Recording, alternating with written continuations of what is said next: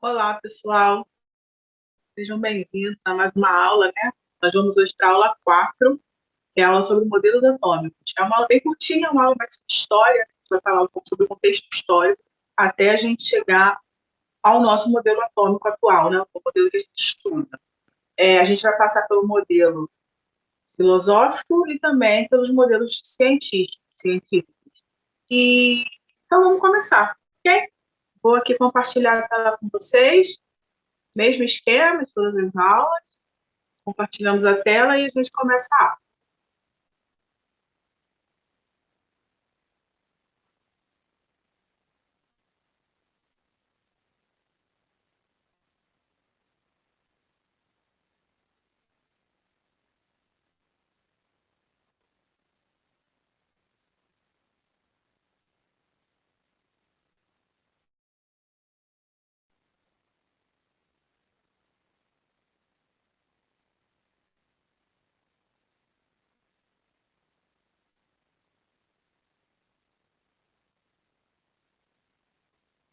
Então, vamos lá.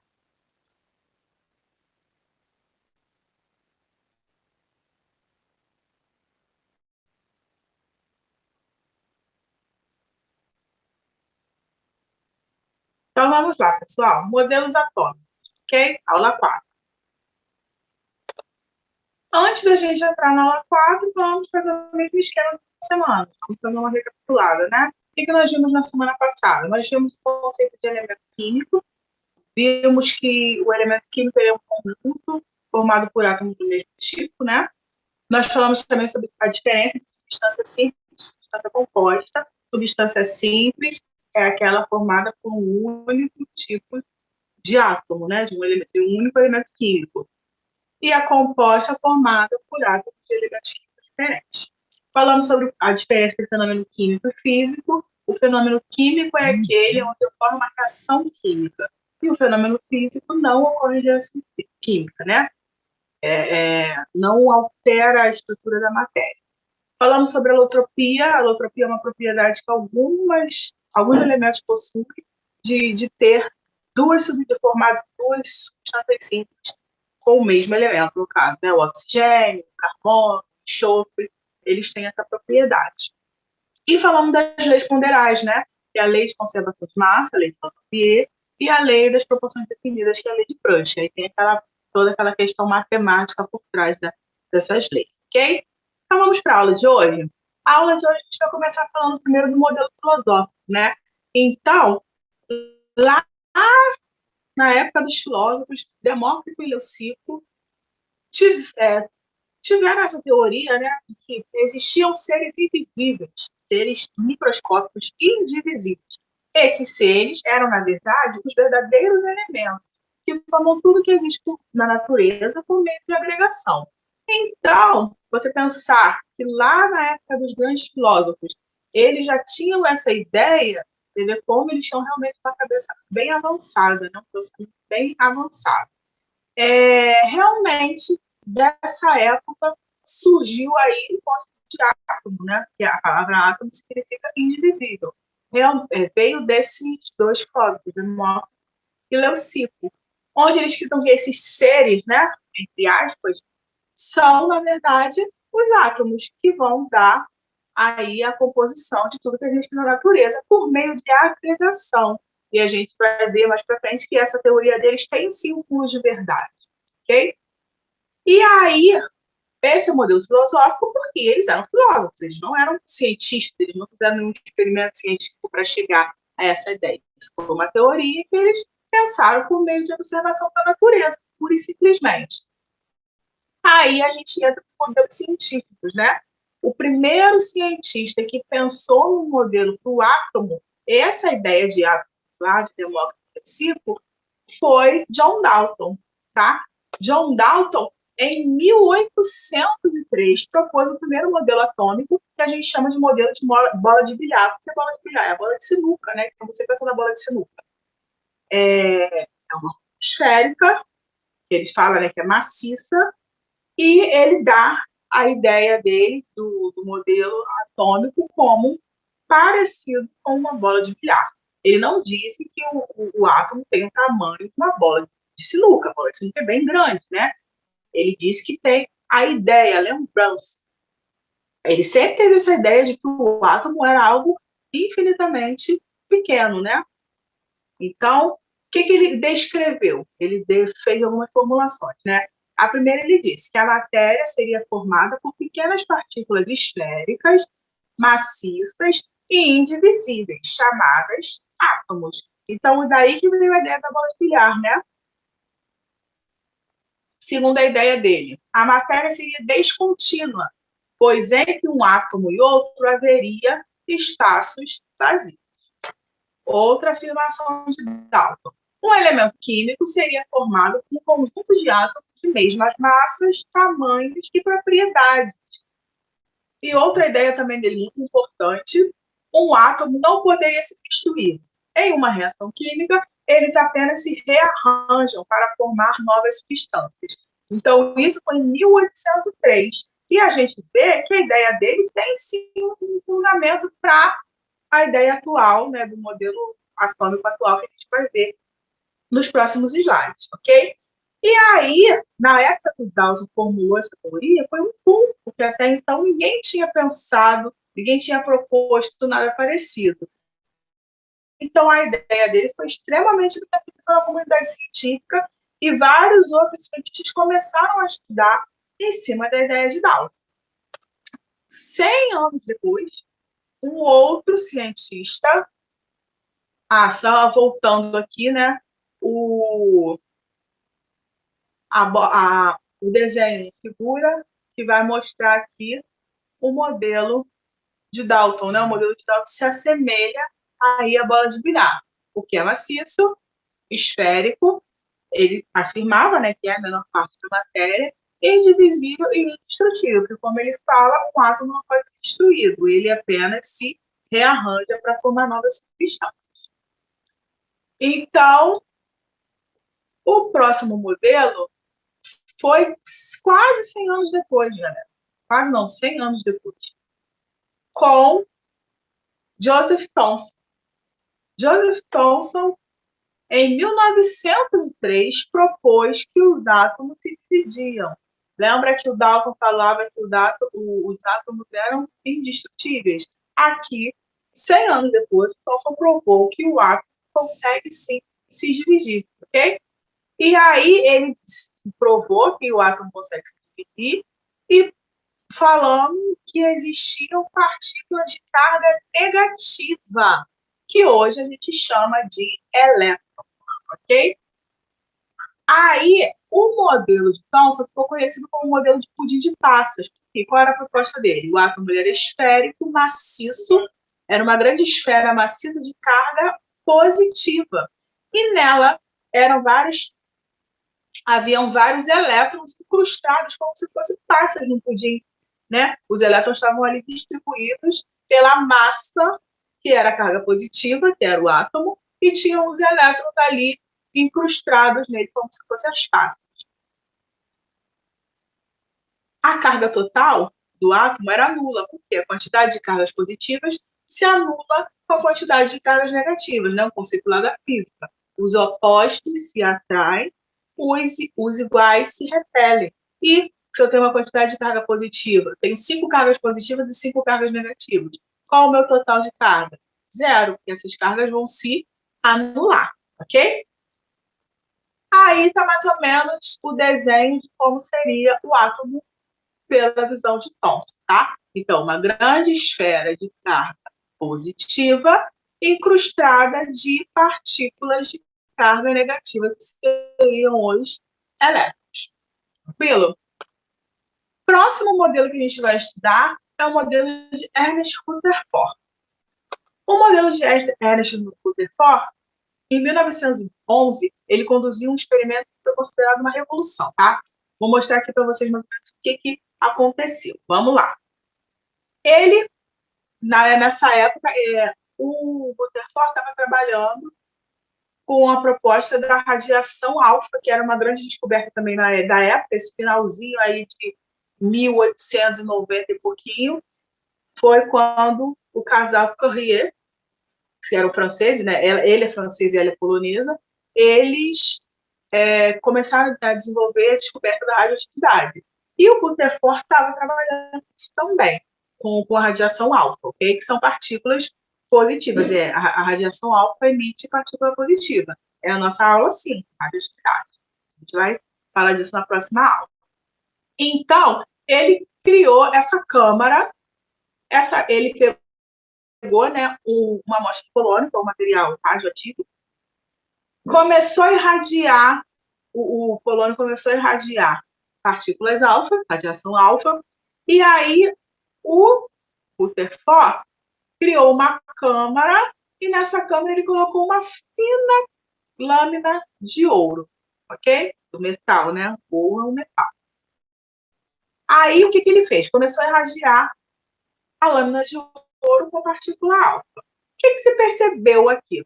Que a maioria, né, aqui nesse desenho fica mais claro, a maioria da radiação alfa passou pela lâmina de ouro como se não houvesse nada. Ali impedindo, né? A lâmina de ouro está aqui, tá? Uma barreira. Então, a maioria da radiação passou por ela sem problema.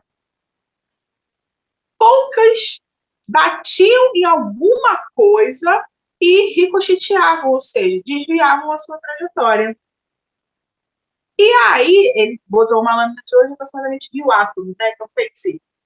A partir daí, ele começou a propor um novo modelo. Ué, porque o modelo de Dalton e o modelo de Thomson diziam que o átomo era uma esfera maciça, indestrutível.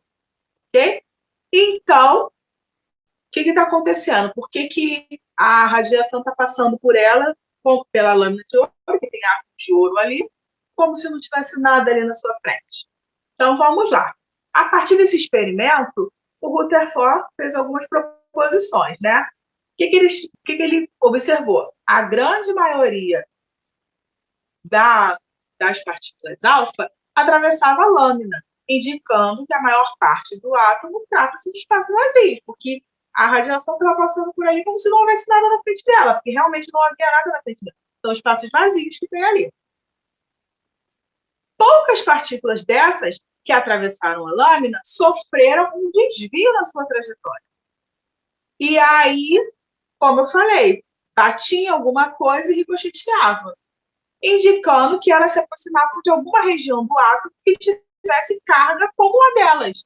Então, eu não comentei lá no início que a radiação alfa não é uma bomba de cargas positivas, de partículas de carga positiva.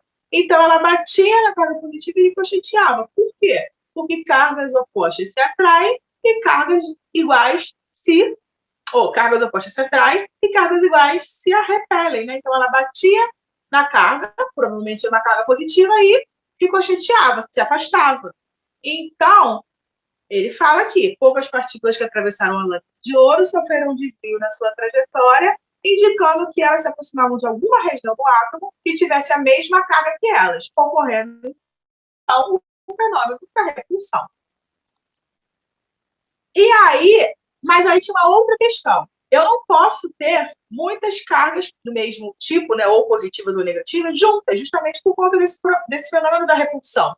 Então, o Rutherford imaginou que alguma coisa ali estava separando essas partículas positivas para que elas não tivessem uma aproximação tão grande e assim o núcleo do átomo seria totalmente instável se elas estivessem grudadas umas nas outras, que elas estariam se chocando, tentando se repelir o tempo todo. Ele não sabia o que era, mas ele sabia que existia alguma coisa ali que estava estabilizando o núcleo. E só em 1931, James Chadwick descobriu, então, que esse estabilizador do núcleo, né, se chama nêutron. Ok? Então, 20 anos depois desse experimento, que descobriu que realmente o Rutherford estava correto, que existia alguma coisa ali que estava estabilizando o núcleo. O que era? Os nêutrons. E aí, o modelo de Rutherford é chamado de modelo planetário. Por quê? Porque tem esse espectro aqui do sistema solar, né? Então, eu tenho uma região central, que é formada por prótons, que são as cargas positivas, representadas aí pela bolinha azul, e os nêutrons, que não têm carga. Mas qual é a função do nêutron? Estabilizar os prótons, porque se eu tiver muitos prótons, muitas cargas positivas na mesma região, eles vão ficar se repelindo. E isso vai fazer o quê? Vai causar uma instabilidade no meu átomo, ok? E tem um monte de espaço vazio, que é essa região branca aqui, representada no centro, né, daqui do desenho, e eu tenho em volta dela os elétrons. E os elétrons, mesma coisa dos prótons. Também eu não posso ter um monte de elétrons, um monte de partículas de carga negativa juntas, justamente porque vai causar repulsão. Mas os elétrons estão distribuídos em níveis, que a gente vai ver no próximo slide, né? Melhor. Estão divididos em níveis, então ele tem esse chamado modelo de planetário, ok? Então, a gente viu lá no modelo filosófico, né, de Demócrito e Leucipo, a evolução dos modelos atômicos, até a gente chegar no modelo de Rutherford, e o próximo modelo que vai melhorar a ideia de Rutherford, não vai desmentir Rutherford, vai melhorar a ideia de Rutherford, que é o modelo de Bohr, né?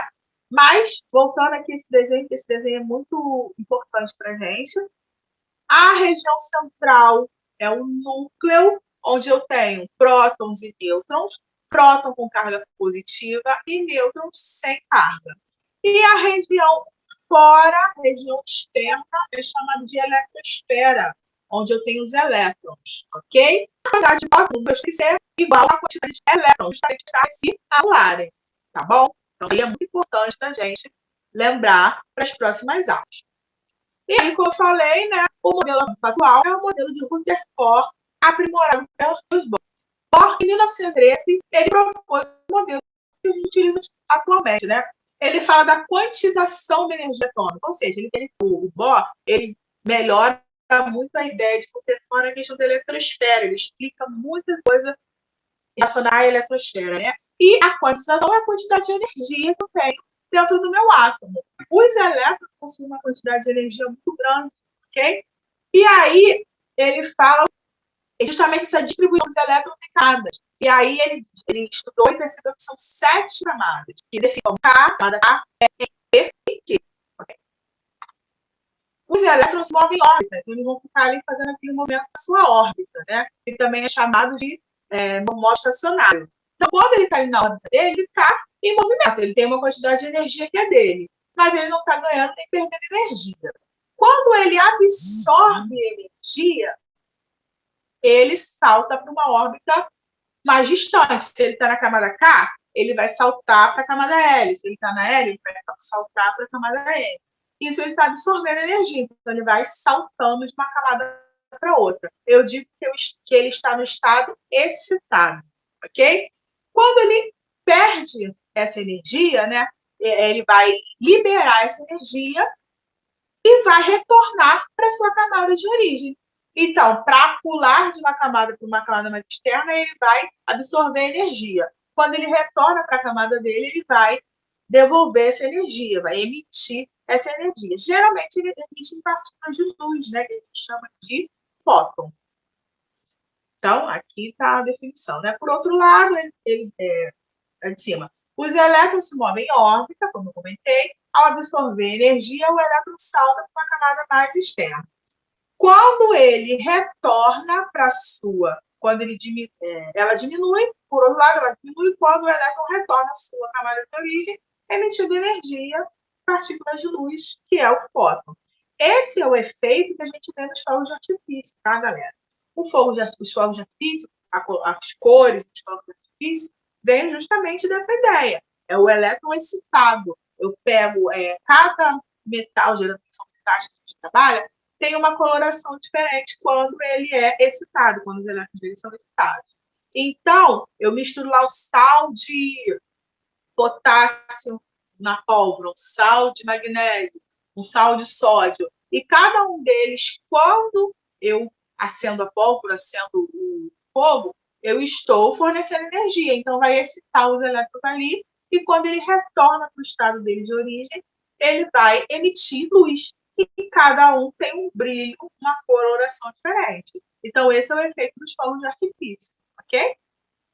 Só aí nível de curiosidade, né? Que a gente vê aquele espetáculo todo colorido. Então, aí eu tenho, né, um modelo de Bohr mais ampliado. Então, aqui eu tenho o núcleo.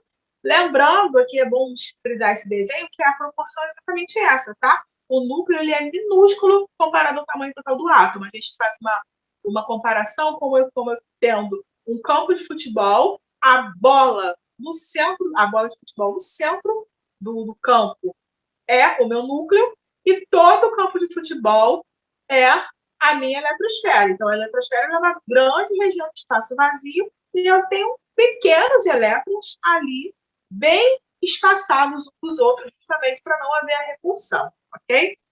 Então, aqui eu tenho o meu núcleo. Quem está no núcleo? Prótons e nêutrons. Eu tenho as minhas camadas. Aqui ele representa a eletrosfera, né? Só 3 camadas, mas como eu comentei, são 7 camadas ao todo. 7. E aí, eu estou distribuindo aqui os elétrons nas minhas camadas. Esse elétronzinho aqui, ele está no seu estado fundamental, ou seja, ele está ali no estado estacionário dele, ele está rodando na órbita dele. Quando ele absorve energia, ele vai para o elétron excitado, estado excitado. Então, ele vai da camada K para a camada L. Quando ele perde essa energia, ele emite essa energia, essa radiação, ele vai o quê? Retornar à camada de origem dele. Volta para o estado fundamental. Tranquilo? Então, esse é o modelo atômico atual, ok? Modelo de Rutherford e Bohr, né? O modelo foi, a ideia central foi através do experimento de Rutherford, mas foi melhorado pela ideia de Bohr. Tranquilo?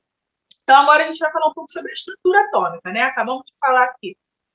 O átomo ele é formado pelo núcleo e pela eletrosfera. No núcleo eu tenho os prótons, que são as cargas positivas, e os nêutrons, que são partículas sem carga.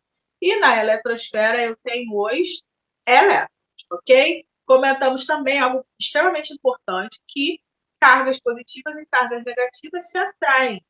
E cargas do mesmo sinal, né, sejam positivas ou negativas, elas tendem a se repelir, se afastar. Então, isso é muito importante para entender a teoria química daqui para frente. Então, o primeiro ponto que eu vou chamar a atenção de vocês é o número atômico. O número atômico a gente representa pela letra Z, né? O número atômico, ele representa a quantidade de partículas positivas, que a gente chama de prótons, no núcleo do átomo. E o número atômico que distingue a qual átomo pertence um elemento químico. Então, como que eu sei no estado fundamental, né? Como eu sei quem é o átomo de carbono? Então, eu vou fazer uma análise lá e eu vou contar quantos prótons eu tenho no meu núcleo. Quantos prótons eu tenho no meu núcleo? Todo átomo de carbono tem 6 prótons no núcleo. E se ele está no estado fundamental, ele está neutro, né? Ele está com carga nula, ou seja, ele tem 6 prótons e 6 elétrons. 6 cargas positivas e 6 cargas negativas. Então, o número atômico dele, o Z dele, é igual a 6. Mesma coisa o hidrogênio. O hidrogênio é o bebê, né? Ele é o elemento de menor tamanho. Por quê? Porque tem um próton e, consequentemente, um elétron.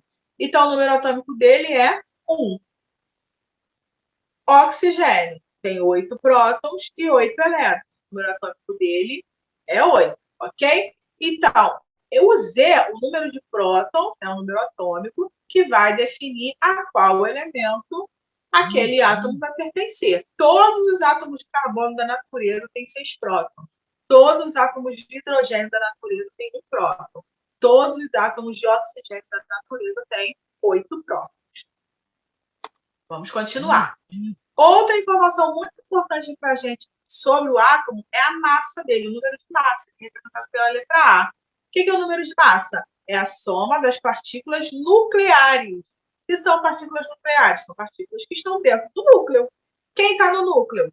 Prótons e nêutrons, ok? Então, como que eu descubro a massa do meu átomo? Eu tenho que somar a quantidade de prótons, que é o número atômico, ok?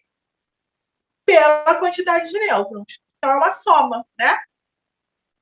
Aí, uma perguntinha aí. Quantos nêutrons possui o átomo de lítio?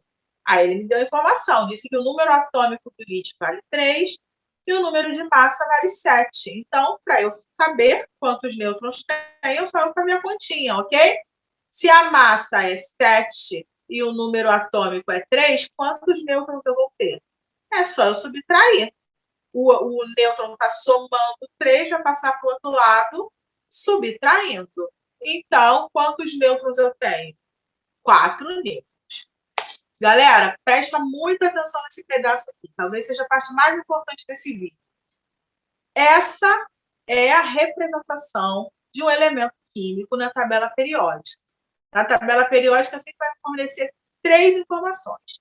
O símbolo do elemento, Li, é o símbolo do lítio, o número de massa dele e o número atômico.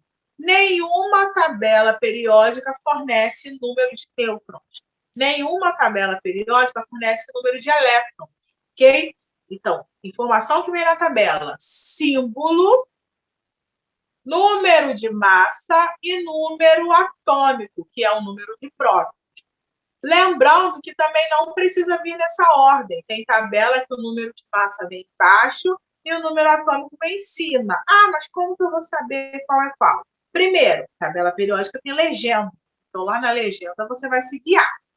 Segundo, o número de massa não é a soma de prótons e nêutrons, então o número de massa sempre tem que ser maior, com exceção do hidrogênio, né, que a gente vai ver que a massa do hidrogênio é 1, porque ele só tem um próton, ele não tem nêutron. Então, a massa dele é igual ao número atômico.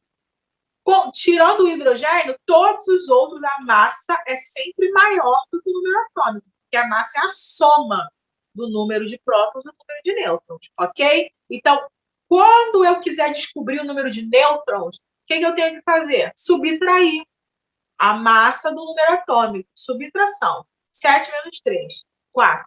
Acabou, ok? Não precisa ficar fazendo essa continha. Dá para fazer a conta de cabeça, então só uma subtração. Tá bom? Isotopia. Isotopia também é um assunto muito importante que cai bastante no vestibular. Isótopos são átomos do mesmo elemento químico que apresentam um número de massa diferente. Novamente, o elemento químico possui átomos iguais do número atômico, né? Mas o número de massa pode mudar. E aqui o desenho está mostrando isso. Aqui eu tenho 3 isótopos de hidrogênio. Esses isótopos existem, tá? O mais encontrado na natureza é esse aqui, que é chamado de hidrogênio leve, né? Ou PROT. É o hidrogênio 1,1. Justamente porque ele tem um próton, uma carga positiva, uma partícula positiva no núcleo, e tem um elétron na eletrosfera. Não tem nêutron. Então, qual é a representação dele? 1, 1. Ok? Eu tenho os hidrogênios que são chamados de hidrogênios pesados, né? Eu tenho o deutério e o trítio. Deutério, ele tem um próton e um nêutron. Então, qual é a massa dele? 2. E o número atômico continua sendo 1, porque o número atômico é o número de próton. Tá bom? E ele tem aqui um elétron circulando o núcleo na eletrosfera. O trítio, ele tem um próton, uma carga positiva, e tem 2 nêutrons. Então, qual é a massa dele? 1, 2, 3. Ok? E ele tem um elétron rodeando ele na eletrosfera. Então, por que eles são isótopos? Porque eles têm um próton. Qual é o elemento da natureza que tem um próton? Hidrogênio. Mas eles são diferentes? São. Por quê? Porque um não tem nêutron, o outro tem um nêutron e o outro tem 2 nêutrons. Então, continua sendo hidrogênio. Continua, porque apresenta apenas um próton. Mas eles possuem massas diferentes. Ok? Outros 2, 3 conceitos que às vezes aparecem no vestibular. Antigamente aparecia mais, hoje não aparece tanto. Isóbaro, isótopo e isoeletrônico. O que é o isóbaro? Isóbaros são átomos de elementos químicos diferentes que possuem o mesmo número de massa. Gente, isso é coincidência, tá? Então, aqui eu tenho cálcio, o elemento cálcio de massa 40 e o elemento potássio de massa 40. Coincidência. Mas eles têm a mesma massa, então eles são isóbaros. Eu tenho os isótonos, átomos de elementos químicos diferentes também, que possuem o mesmo número de nêutrons. O mesmo exemplo, o cálcio 40, número atômico, massa 40, número atômico 20, como que eu acho nêutron? Subtração. Se eu subtrair 40 de 20, 20. E o potássio, de massa 39 e número atômico 19, que todos os potássios da natureza têm 19 prótons no seu núcleo, ok? E todos os cálcios da natureza têm 20 prótons no seu núcleo. Então, se eu subtrair aqui 39 menos 19, 20 também. Então, eles são isótonos. E isoeletrônicos têm a mesma quantidade de elétrons. Então, são átomos ou íons de elementos diferentes, novamente, que possuem o mesmo número de elétrons. A gente vai falar de íon só na aula 6. Então, a aula 4 agora, a aula 5, radioatividade, a aula 6, a gente vai falar de íons, ok? Mas o que esse sinalzinho de mais indica? Que ele perdeu 2 elétrons. Então, ele teria 20, perdeu 2, ficou com 18. E o potássio perdeu 1 elétron. Tinha 19, perdeu 1, ficou com 18 também. Ah, mas o sinalzinho de mais, ele perdeu sim. O que está dizendo que ele está com saldo positivo de prótons. A gente vai ver isso mais aprofundado lá na aula 6, ok? Agora, acabou a parte da teoria. Hoje foi mais uma questão de contexto histórico. Agora a gente vai fazer exercício. Mesmo esquema da aula 2 e da aula 3. Vamos fazer os exercícios lá no Google Classroom. Eu já deixei a lista de exercícios lá, o formulário, né? Você volta lá, pausa o vídeo aqui, vai lá no Google Classroom, pega o formulário, tenta fazer o formulário sozinho. Eu já vou corrigir, já vou lançar lá para você o gabarito, mas aí você retorna aqui para pegar o gabarito comentado que eu vou começar daqui para frente, ok? Então, termina a sua aula, termina não, né? Pausa a sua aula aqui, faz os exercícios, depois retorna desse ponto para pegar as atividades. Bom? Já fizeram a atividade? Então, vamos aqui para o gabarito comentado. Pergunta 1, né? 1. Questão 1. Considere a representação Na, que é o elemento sódio, 23, 11. O átomo de sódio apresenta, então vamos entender isso aqui. Na é o símbolo do elemento sódio, vem do latim natrum, ok? Por isso que sódio, Na, vem do latim. 23 é o quê? 23 é a massa, né? Eu não comentei que só me dá 3 informações? O símbolo, o número de massa é o número atômico, é o número de prótons.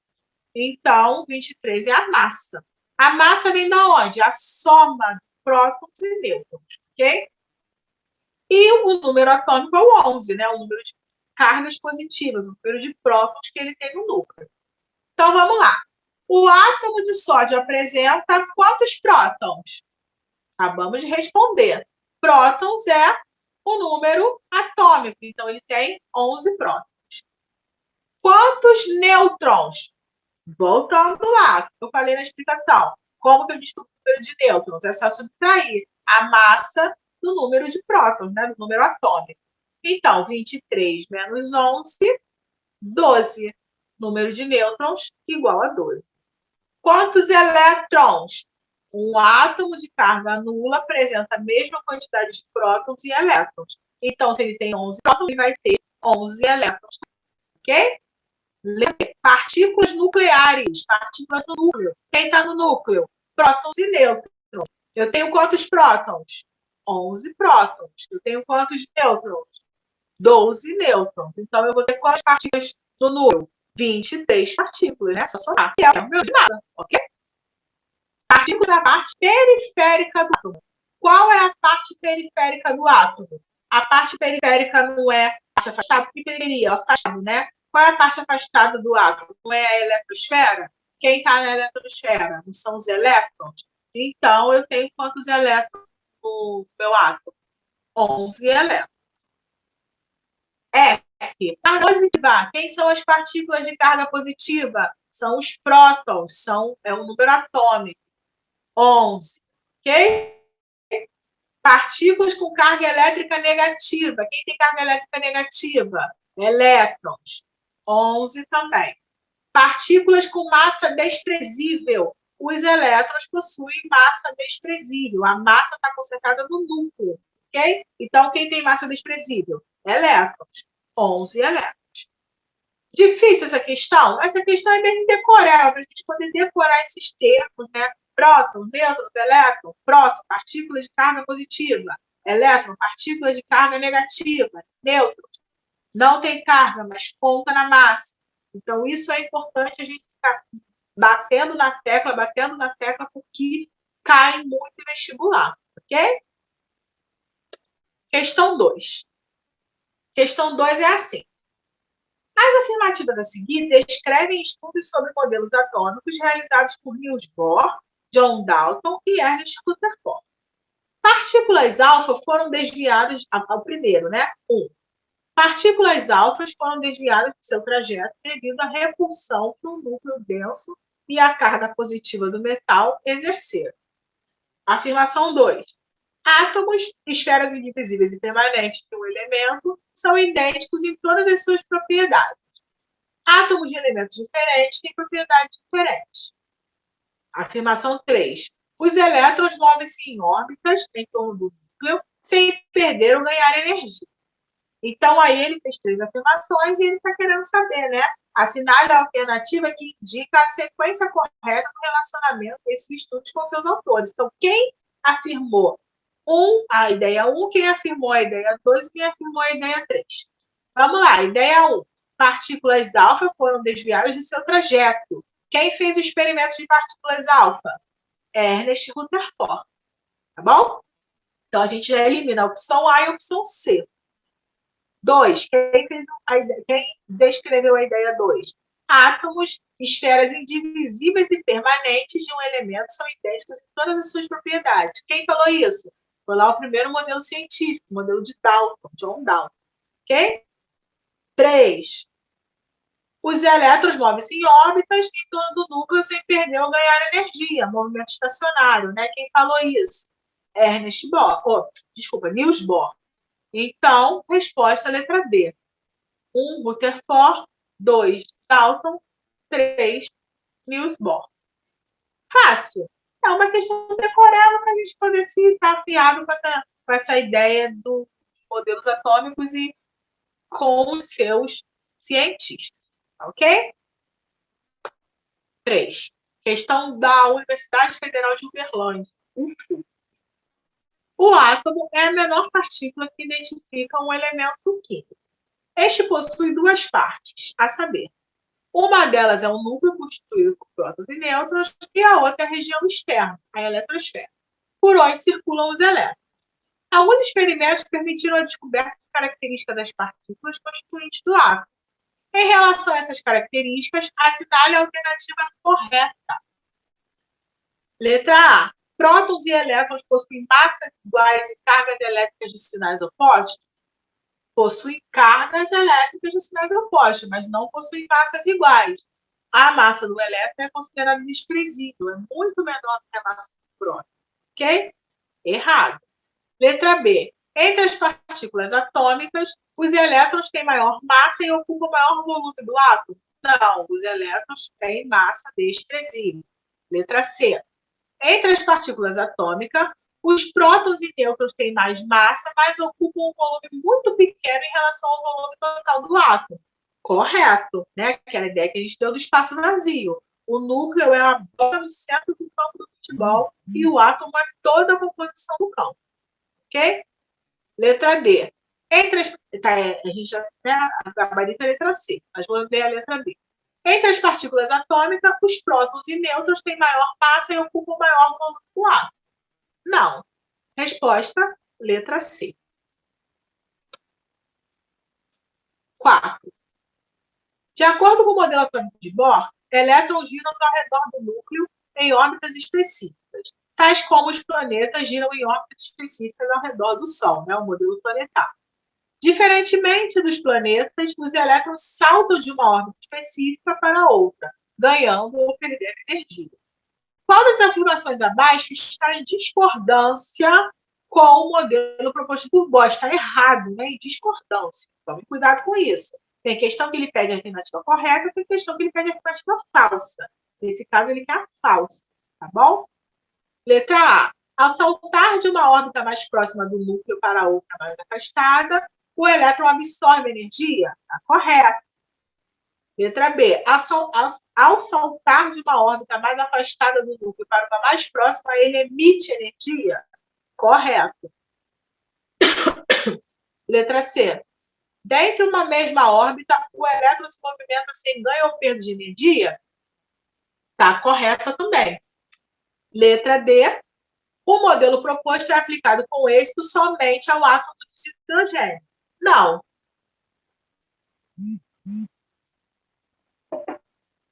Lógico que o átomo de hidrogênio, como eu comentei, ele só tem um próton e um elétron, né? Então, é mais fácil de você estudar o modelo de hidrogênio e ver se funciona no modelo de hidrogênio.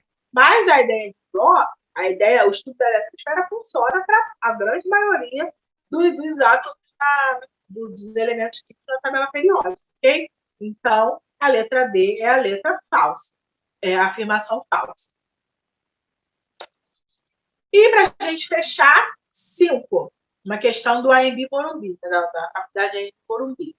Sobre a ocorrência natural do elemento químico oxigênio, é correto afirmar que o oxigênio de massa 16, de massa 17 e de massa 18 possuem, respectivamente. Então, vamos lá, gente. Se tudo é oxigênio, a gente já sabe que é o mesmo elemento químico. Então, ele tem o mesmo número de prótons, né? O mesmo número atômico.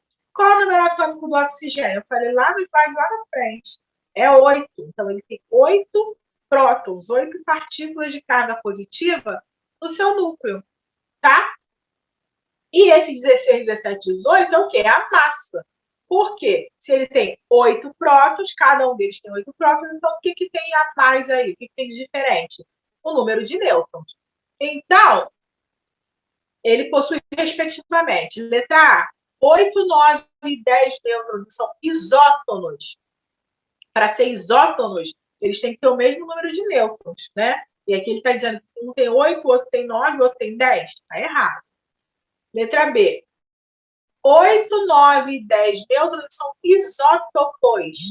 Correto. É só a gente tem que subtrair, né? Se o número atômico é 8, 16 menos 8, 8. 17 menos 8, 9. 18 menos 8, 10. Que são isótopos, são, porque eles têm o mesmo número de prótons, pertencem ao mesmo elemento químico. São todos oxigênios.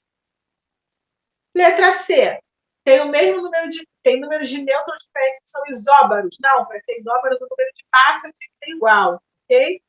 E eles têm 8, 8 e 8 elétrons e são isóbaros, novamente. Para serem isóbaros, tem que ter a mesma massa. Então, essa questão, gabarito, letra B de bola, ok?